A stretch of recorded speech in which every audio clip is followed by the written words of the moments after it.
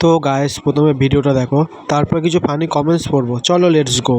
সুমির হাতে পলা বাঁধানো দেখে তোমরা নিশ্চয়ই ভাবতে শুরু করে দিয়েছো যে সুমির আবার বিয়ে ঠিক হলো কবে। আরে সুমির বিয়ে ঠিক হবে আর তোমরা জানতে পারবে না, সেটা তো হওয়ারই না। তো যাই হোক, আর সাসপেন্স না রেখে এবার তোমাদের কনফিউশনটা ক্লিয়ার করেই দিই। সবার প্রথমে তোমাদের সবাইকে জানাই অক্ষয় তৃতীয়ার অনেক অনেক শুভেচ্ছা। যেহেতু আজ অক্ষয় তৃতীয়া, সেহেতু দেখো সকাল সকাল স্নান সেরে পুজো সেরে আমরা কিন্তু দুজনে রেডি হয়ে বেরিয়ে পড়লাম। কোথায় যাচ্ছি সেটা তো নিশ্চয়ই তোমাদের আর বলতে হবে না, একটু পরে তোমরা জেনেই যাবে। আমাদের মধ্যে জানো তো অক্ষয় তৃতীয়ার একটা নিয়ম আছে যে অক্ষয় তৃতীয়ায় সোনা কিনলে নাকি সোনা অক্ষয় হয়ে থাকে। সেই জন্যই চলে আসলাম আজকে আমরা সোনার দোকানে। আর আমার বরমশাই আমার জন্য এই সুন্দর দুটো পলা বাঁধানো পছন্দ করেছে। কেমন লাগছে বলো পলা দুটোকে? পলার ডিজাইনটা কিন্তু সত্যিই খুব সুন্দর, আমার তো খুব পছন্দ হয়েছে। তোমাদের কেমন লাগলো সেটা কিন্তু অবশ্যই জানি। তো দেখতেই পাচ্ছ এবার কিন্তু পলা রেডি হয়ে প্যাক করে আমার হাতে চলে এসেছে। আমি তো অক্ষয় তৃতীয়াতে আমার বরমশাইয়ের কাছ থেকে এই গিফট পেয়ে খুব খুশি হয়েছি। তোমরা কি কি গিফট পেলে সেটা কিন্তু আমাকে অবশ্যই জানিও। আর বাড়ি এসেই প্রথমে দেখো পলা দুটোকে সুমির হাতে পরিয়ে দিয়েছি। কেমন লাগছে বলো আমাদের সুমিকে পলা পরে? কি